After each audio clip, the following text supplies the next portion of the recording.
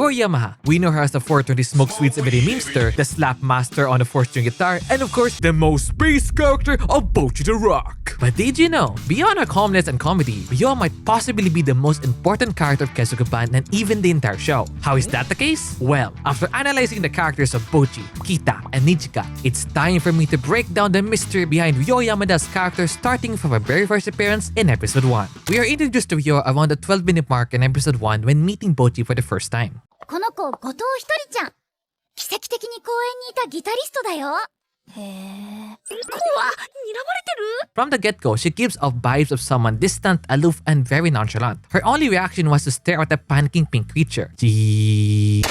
This is one of the key traits that makes her stand out from the other 3 girls in Kessoku Band. This calmness is a refreshing break from the other girls who are expressive and, well, bubbly. If you are to notice, during a comedic sequence, Bocchi, Kita, and Nijika can severely deform, especially the glitchful and exploding pink creature. But when it comes to Ryo, her deformations are more subdued. This was an intentional decision by the animation team to accurately depict her character from the original manga. According to Kirarira, head of character design and animation, she doesn't show much emotion on her face, but she's a fairly mischievous character. So for those scenes, I gave instructions to the animators not to ruin her image. Another interesting point to discuss is that despite the anime tag as a comedy, most of the characters are not trying to be deliberately funny. The form of comedy most common in the show are circumstantial and the characters' reactions to events. For example, Bocchi is funny due to her panic attacks. Nijika is funny when she replies back to other characters, or becomes a mini tsundere. Kita is funny when she blinds people, goes crazy over Ryo. But for Ryo, which Red Hair brilliantly pointed out, is only funny when she deliberately tries to make a joke. She's that one friend who intentionally makes the jokes by saying the weirdest lines or does the weirdest things. Some key moments from the anime showcasing this are in episode 1, where she egotistically says she's very good in playing when Nijika was being humble and comforting the trash can Bocchi. Episode 2 of her doing an over-exaggerated blush and claimed that if she was the singer of the band, her voice would crush the entire band. In episode 4, where she confidently wants the rest of the band to copy her pose for the photoshoot, only for them to look like they saw your browsing history. Then there's this moment in episode 11, where Aura made the tough-looking guys kneel on their knees to beg for water. Her intentionality to be funny plus her deadpan delivery makes her such a unique and interesting character. She's literally a redditor out from the basement making shit posts in the real world, not giving a crap what others may perceive of her. However, beyond her intentionality being funny for viewers' enjoyment, she also finds delight in the downfall of her bandmates, which can classify her as rather egoist or has no sense of compassion for them. Episode 4, she just stands and records the glitching Bocchi. Episode 8, she smirked when Kita freaked out over her first name being known to the public. Episode 11, she wanted to milk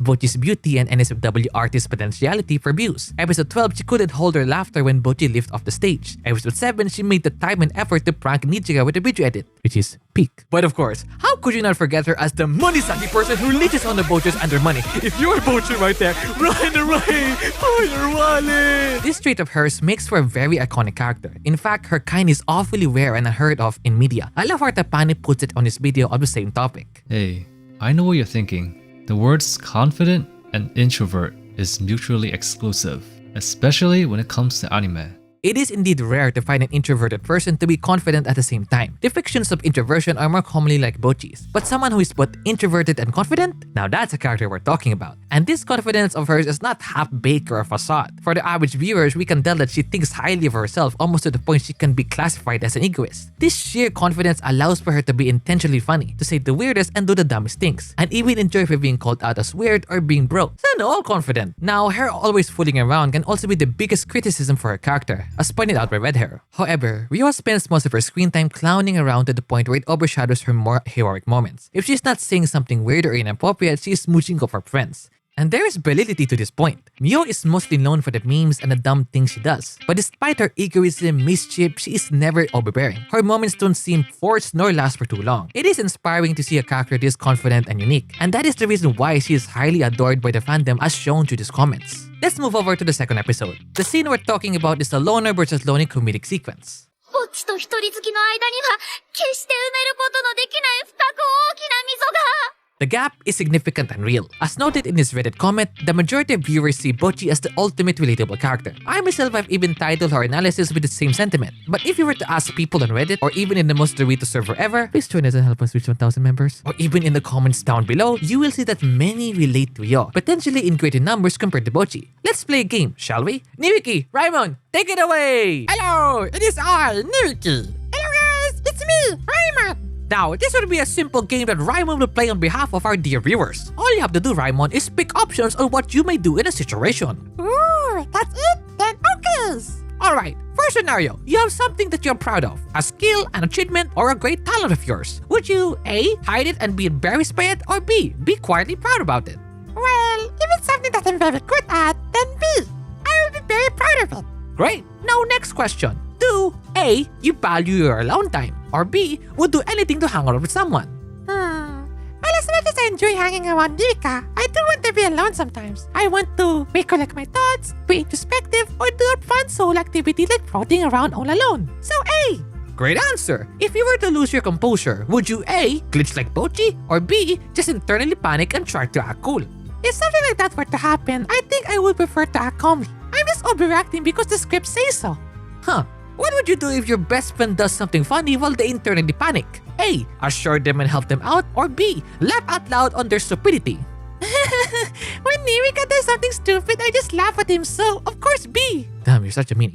Anyways, last one. If you happen to find a new waifu or husbando that is incredibly hot that they activate neurons on your brain, would you A. Rule 34, or B. just collect cute fan arts? What is this question? Just answer it. But Why? Embarrassed or something? well, Raimon, answer the damn question. Raimon, we're losing audience attention. I need to be free from this basement. Answer the damn question. I was trying to do good that I haven't searched for this. I can't help myself. Damn. I wish I could forget that. But yes, if you come to think of it, there is more to Ryo's relatability if you're the average internet resident brain rotting by yapping and whatever shorts you might watch after this. However, if we go into the details, Bocchi and Ryo are perfect representations of the lonely and loner respectively. According to psychologues, the term lonely and loner are often used interchangeably and often out of fashion, which dilutes the seriousness behind those terms. To keep things simple, loneliness is an emotional state of mind where we perceive to be alone and isolated. Common feelings we may experience are emptiness, exclusion, unwanted, and other similar sensations. This is universally a negative feeling that all of us feel at some point in our lives. And what's interesting is that even if you are in a social setting, you can feel immense loneliness for either being different or no one reaching out to you. This is what we saw with Bocchi in the early years of her life. She was always left out and never formed any connections other than her family. Even if she tried to make herself approachable, no one seemed to care to say hi to her or start a conversation. A public classroom is a highly social environment, yet even as she hears the chatter and small talk of her peers, she feels a deep sense of loneliness and sadness. On the contrary, we have the loners. These are generally people who accompany themselves and don't feel the need to have company. These are the ones who love to be on their own and can spend a considerable amount of time not interacting with anyone. They also take immense pride in themselves being independent and not needing someone else to be by their side. However, this does not mean they're antisocial. Human interactions are a necessity, and Ryo still delights in seeing her friends and fooling around with them. Wait, making tomfoolery of them. Loners also possess a secret weapon. Solitude often leads to creative thinking and more productivity. This is why the most successful philosophers, sages, artists, researchers tend to be in solitude to explore things and expand the freedom. Which is why Ryo would do anything to not go to social settings for her creativity. Other than playing instruments, she enjoys listening to music and thrifting for clothes. Which is why kita fell for her. Furthermore, there are even classifications of loners and loneliness. Based on what we see, Ryo can be classified as an intentional positive loner as she chooses to be alone for positive intentions, while Bocchi on the other hand suffers from social loneliness, where she lacks social connections, primarily friends. This article that Ever shared perfectly describes these two. Ryo is someone who enjoys her alone time, and Bocchi is someone who suffers in her loneliness. But let us not declassify them as introverts. Both Ryo and Bocchi are still introverted, as both are introspective and have social batteries that drain, especially with the little flashbang around them. But they are distinctively different and should never be classified as the same. In fact, when you reflect, you can say that you can be both Ryo and Bocchi at the same time. There is no 100% Ryo nor a 100% Bocchi. I myself struggle with social anxiety and awkward silences, but I also am comfortable being by myself and ignoring all of the DMs I receive in Discord. Sorry, by the way. Let's list down a few more differences I have noticed. Bocchi might struggle to go to public places such as shops and restaurants on her own, while Ryo can enter the door without saying, "Are you waiting, son?" Ryo can confidently say no to things, even make wild excuses. While Bocchi panics and just says yes to anything. As I said earlier, from episode 4's cafe scene, Bocchi felt that awkward silence. However, Ryo seems to enjoy the silence and the meal that Bocchi would pay later. Bocchi also felt that she had to go to small talk to start a conversation with Ryo, but the latter just wants to go straight to the point. Ryo, whenever a topic she's passionate about is being discussed, would continuously yap like some random Dorito yapping about her right now. Oh god, we're not yet halfway there. While Bocchi doesn't seem to be the yappy type despite also being very knowledgeable. We'll talk about this scene more later on, but they also possess similarities. Also in episode 4, she shares the same sense of humor with Ryo regarding the normie Kita. Ryo in episode 6 might be serious when she claims to relate to Bocchi and is struggling to sell tickets. We all do, Ryo. We all do. Reaching out is so hard, oh my god. And in episode 11, they both shared a dull stare after getting jump scared.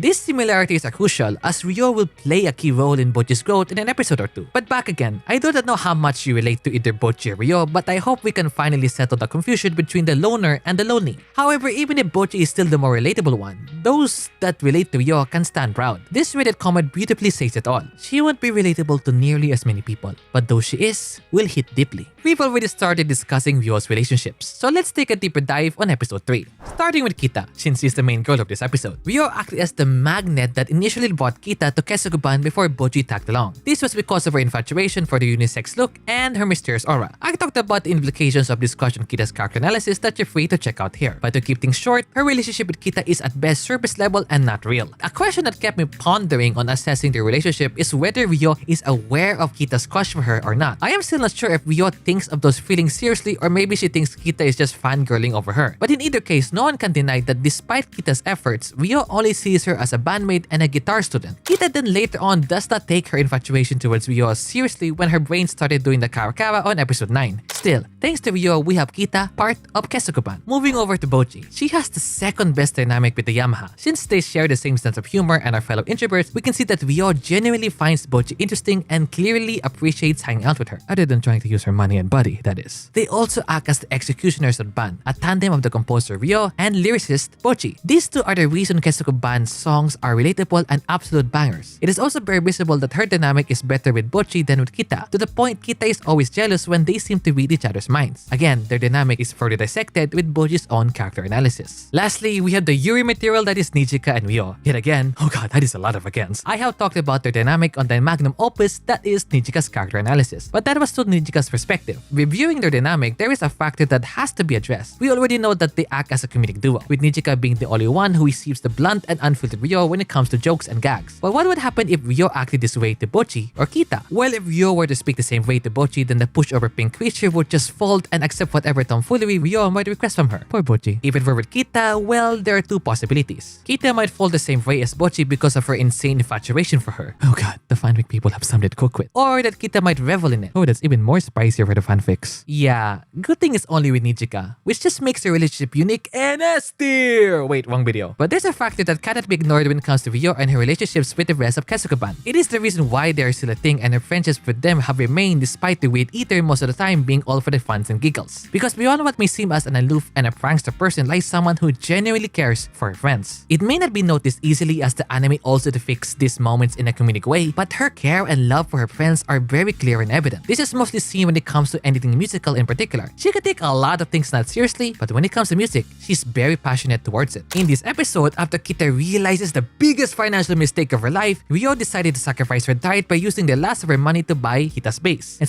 eat weeds for a week. She also praised Kita for her guitar progress in episode 8, acknowledging that Kita needed the encouragement. In episode 12, during the school festival performance, she signaled Nijika to repeat the solo section of If I Could Be a Constellation for Bocchi to recover and still do the solo, which was the plan from the very beginning. And before we spiral into the intense depression over the lack of a season 2, she realized that Bocchi wanted to try out her new guitar immediately and promptly dismissed the band meetup. Her seriousness when it comes to music is admirable, but even more when it comes to her friends. I love how this Redditor puts it. Ryo loves money, but actually values the feelings of her friends far more than money. Beyond this, however, Ryo Ryo serves the most important role in the entire band as the music visionary. In the time she yaps, it's mostly about anything music related, be it from allegedly true music charts, niche music genres, and random music facts. Ryo has a vast knowledge when it comes to music. I think this is why Nijika just had to get Ryo for Kessoku band when the opportunity opened up. Ever even tells that if Nijika didn't get Ryo for the bass, then the story of Kessoku band would be entirely different. Having the most experience in the band, she naturally took on the role of establishing the sound and vision. She's quite essentially the brains for Kessoku band, as the other members don't seem to have a clear vision. Even the leader Nijika, she may be an airhead, but she's incredibly thoughtful when it comes to music. This is why in episode 12, for example, while in the musical store, she got a bit annoyed at how her bandmates were behaving and wanted for them to appreciate the instruments displayed there. Let's go with this analogy. If Nijika is the lofty dreamer and leader of the band, then Ryo is a behind-the-scenes genius and executionist. Think of the dynamic of Steve Jobs and Steve Wozniak or Tim Cook. While Steve is more recognized for his visions and dreams in changing the world, Steve Wozniak or Tim Cook were the ones who turned those dreams into reality. Ryo completed Nijika's dream because of this vision and Ryo's skills in both planning and composing music. Furthermore, I noticed something quite genius with the members of Kessoku band. Whether intentional or not, Aki Hamachi brilliantly wrote the characters to represent the instruments they are playing. Nijika is the leader and thus the foundation of the band. Her instrument, the drums, is the heart and speed of every song they play. The drums play the role in maintaining the beat and vibe of the song for the rest to follow. Bocchi and Kita play the role of providing the aesthetic of the band. Bocchi with her lyrics and lead guitar playing, while Kita with her vocals and rhythm guitar. But musically inclined viewers know that you can't have a complete rock band, in fact any musical composition, without an instrument that unites the rhythm section and both harmonic and melodic sections. There has to be this mysterious instrument that is both rhythmic and harmonic, and that is of course the bass section. Ryo is the unifier of Kessoku band. Her role in the bass acts as the bridge between the drums and the rest of the band. She also is the most supportive out of all of them. Despite her sheer talent, she never takes the spotlight away from the lead and vocals. As an experienced musician, she has mastered the art of playing for the sake of the music, not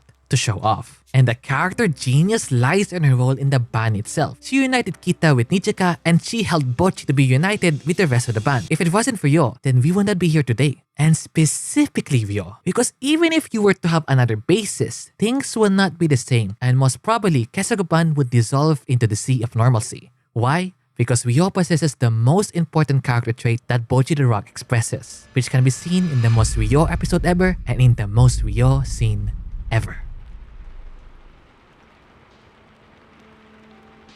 We begin episode 4 with a scene of Ryo under the rain looking at what seems to be old posters of rock bands. Notice the darker color palette? That will play a key role later on in this episode. This would be just any other scene if it wasn't for which poster Ryo is looking at. In just a few seconds, we see a poster of a band named Hamukitata, and one of the members seems to feature short blue hair. The rest of the episode starts normally. We have the iconic Bocchi and Kita scene and Nijika starting a band meaning to be quote-unquote band-like. But before we leave this scene, there's one particular line by Bocchi that cannot be ignored.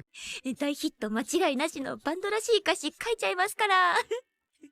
Ryo's subtle reaction is very important to understand her most important character trait. To the untrained viewer, Ryo knew right away that Bocchi would struggle writing the lyrics for the first Kessoku band song, and what she would end up with initially would be inauthentic. Her intuition was spot on, as right away we see Bocchi procrastinating and struggling to cook the lyrics. We even see Bocchi's creative process for the first draft, heavily considering what Kita's like and that she would write lyrics that are youthful and fitting for Kita's personality. She however struggles to even write a song this way, as it goes against her views, thus ending up with something half-baked and very shallow. Why would she even write lyrics this way to begin with? Well, Bocchi has yet learned the most important lesson she needs as a creative and as a person. Luckily, minutes later, she meets with the right person who will teach this. The cafe scene is one of the most important yet most underappreciated scenes of the entire series, as pointed out by this comment. Sure, it's not as dramatic or emotional compared to the Nijika Bocchi and Kita Bocchi scenes, but this scene is very valuable to Bocchi's growth and even Ryo's growth. After reading Bocchi's first draft of the lyrics, Ryo begins to show a side of her not seen until this moment. She was serious, emotional, and very considerate. It is easy to say that Ryo has no growth throughout the series, but this scene is in fact Ryo's growth as a character, because for the first time ever, she showed herself being vulnerable. And beyond this scene, she has shown that side of her more. Notable moments can be seen in both episode 8 and 9, which have become one of her cutest moments. But what made Ryo open up to Bocchi about her past and origin? Well, back to the line from earlier. Other than sensing Bocchi would find it difficult to write lyrics, she also had flashbacks of her past and straying away from authenticity.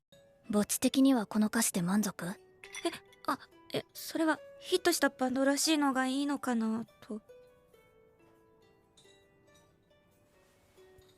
Bocchi's reply is very notable. She says that she wanted to make lyrics that would be a hit and certify success for the band. From the surface, it's very understandable to have this goal. Who doesn't want their band to succeed and be famous? However, this reply triggered something inside Ryo, as that sentiment goes against her core beliefs and values. She then tells about her past, specifically her previous band which we saw on the very first scene, Hamukitada. The reason she initially joined them was because their lyrics were weird and very authentic, but gradually in desperation for success, their songs began to go in the mainstream direction which Ryo began to hate. This in the end made her leave the band, and not without a fright. After leaving, there was a great chance that she would never enter the world of music again if Nijika hadn't showed up to recruit her. The way this scene in Ryo's past was depicted, we can tell that this is a dark time of Ryo's life, and memories related to this leave a negative mark on her. Hence why the dollar color palettes with the very first scene and during the Nijika flashback. It's a shame though, we can't see Ryo's past animated. Or maybe not. There is a way to understand Ryo's past and her growth without it being shown in the anime. Yep, and it comes from one of Kessoku band's songs, a song with an iconic intro, and the song behind Abandoning Your Uniqueness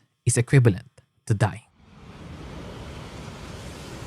Ano Bando or That Band depicts Ryo's experiences after leaving her previous band. To keep things simple and also because Red Joker brilliantly broke it down in this video, link in the description, I will go straight to the point and talk about the key points that I see necessary in understanding Ryo's character. This song is all about Ryo's inner thoughts and struggles as a creative. It opens with her describing the feelings she experiences whenever she hears the now mainstream songs of her previous band. Their success and sheer popularity leaves her both jealous and bitter. However, her jealousy is not as strong as her bitterness, as she expresses that that band has quote-unquote died. Now, this death isn't actually dying. This is a different kind of death, and for her, the kind that is even more severe than actual death itself. We are talking about creative death, a form of death where one loses their individuality for the sake of success and fame. To die creatively is to submit to trends. This line might resonate if you're in the creative field such as myself. This is a sad reality many creatives face when trying to make a career with something they are passionate about. When you start your journey, you can be like Ryo, who says, "Who gives a damn about money or success? I'm making what I want to make."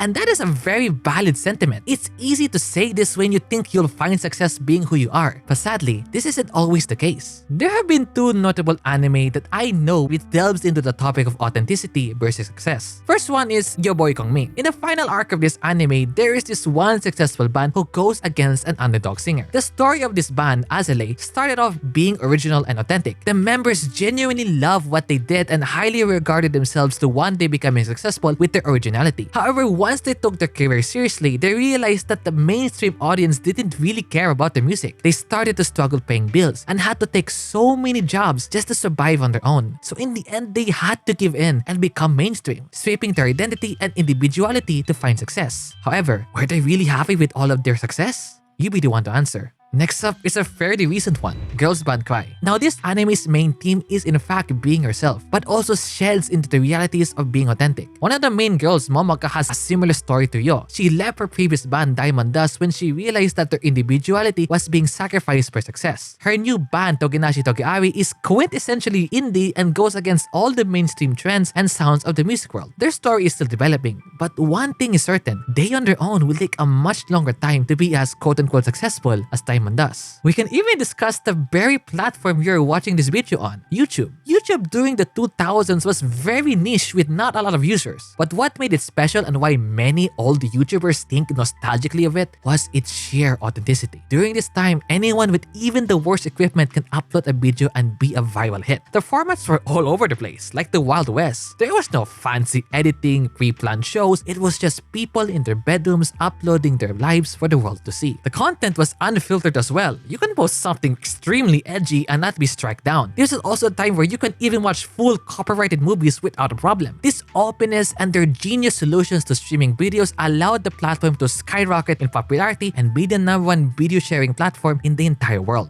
However, as the platform grew in popularity, controversies started to arise. Some of you may be familiar with the apocalypse. This was when advertisers left the platform because of highly controversial videos and creators. The many apocalypses that happened was a wake-up call to YouTube. It forced them to become more corporate and advertiser-friendly. If there were no ads, How can both creators and YouTube survive? Which leaves us to today. YouTube has never been so corporate until the 2020s. Now it's common to see actual TV shows and programmings. The biggest YouTubers, notably Mr. Beast, have entire production studios behind, and of course, the brain rot editing. We're at this phase where true creativity is dead and now replaced by millions of Mr. Beast clones. But don't blame the guy. He's got like a whole lot of obligations to address right now. This is just how things on YouTube have been lately. And now, the authentic content is found in TikTok, out of all places. This sentiment of continuing to be yourself or die to the trends resonates deeply with even me. I will be real, content such as yapping and analyzing an anime character will never be as successful as compared to I bought 100 Doritos and donated to charity. Both monetary and popularity-wise, it's never going to be successful.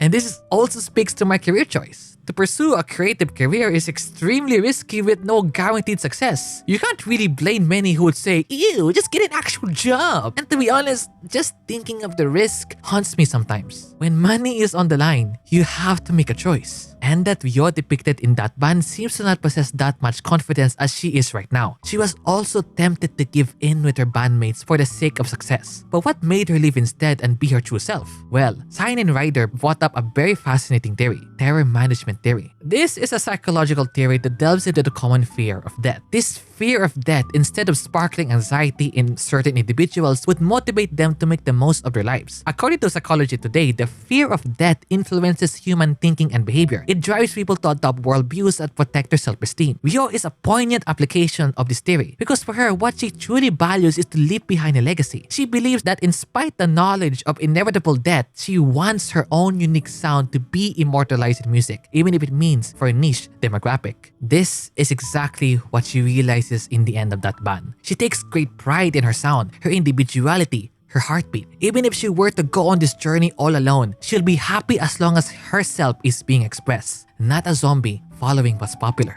Ryo's confidence is pure and authentic. She genuinely knows what she's best at and can masterfully do what she says. She also is not the type to try to please or impress others. This, in my view, is such an admirable trait of hers. We all need that sheer confidence to be ourselves when the world forces us to be like anyone else. For Ryo, one of her core values is honesty. That's why she's the most blunt and unfiltered character of Kessoku-ban. And this is also the reason she can be trusted the most when someone needs honest advice and guidance. Exactly the motivation as to why Bocchi reached out to her in the first place. However, this confidence and sentiment of being by yourself or not giving a damn about others isn't all sunshine and rainbows. There was one particular moment in episode 10, though very short and for comedic effect, shows the sad reality of being confident yourself. While sharing to Bocchi about her previous experience performing live, she felt proud that she bombed that performance and the audience booing her in the end. This sense of pride, as noted by some Redditors, could have been her own coping mechanism to tell her that her failures are worth it. But a minute later, she gets embarrassed reliving the humiliation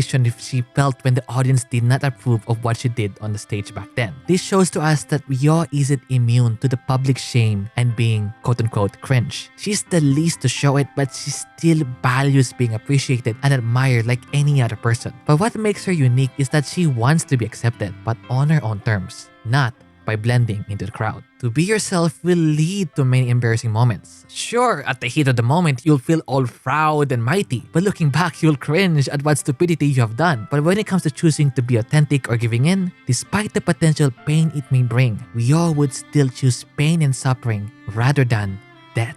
Ryo has her doubts and fears, but she is very selective on who she opens up to. Most of the time, she may seem to not take things seriously, but in those very few moments where she is vulnerable, it makes those moments unforgettable. This, in my opinion, adds to her overall appeal as a character, especially to those who understand her in great depth.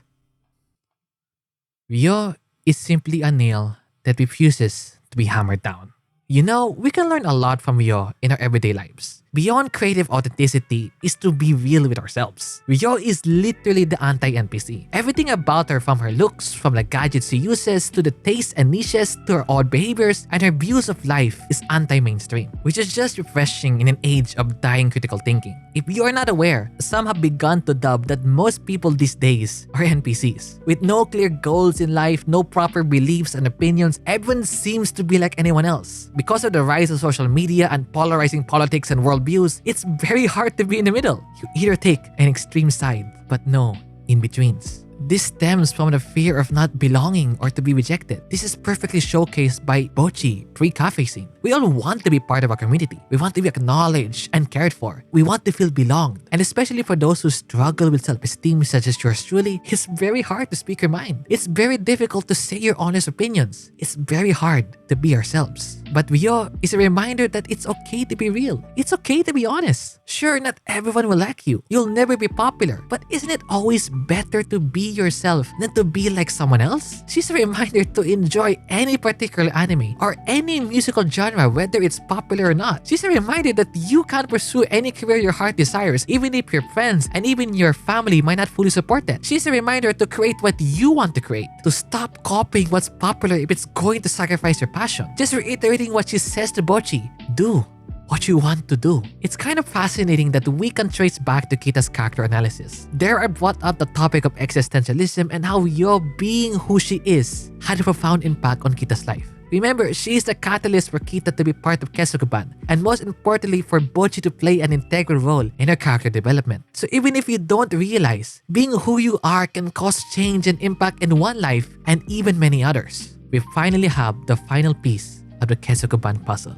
Bocchi's character revolves around her extreme social anxiety, but her determination to push past it to achieve a life she desires. Kita's character is all about the deep inner flaws extroverts might possess. Not every social butterfly is truly confident in themselves. Nijika's character involves family, the pain of loss, the sacrifice of one's ambitions for another, and about dreams. And now we have Ryo. Her character is the next step of pursuing a dream. Because the sad reality in pursuing a dream is that it might go against the flows and ways of the world. As I stated earlier, you might have to go against your family, your friends, and even success itself. The journey in doing something radical can be lonely at times, like a solo passenger in a train leading to the unknown. But Ryo's character is that confidence and pride in being different. She may have doubts if the path she has taken is right all along, but she can't say no to the beat of her heart. Her heart tells her that this path is the right one. That the music and sounds she plays and sings to is what her soul cries out to the world. She still wants the world to notice her, but she wants to be noticed as Ryo Yamada, not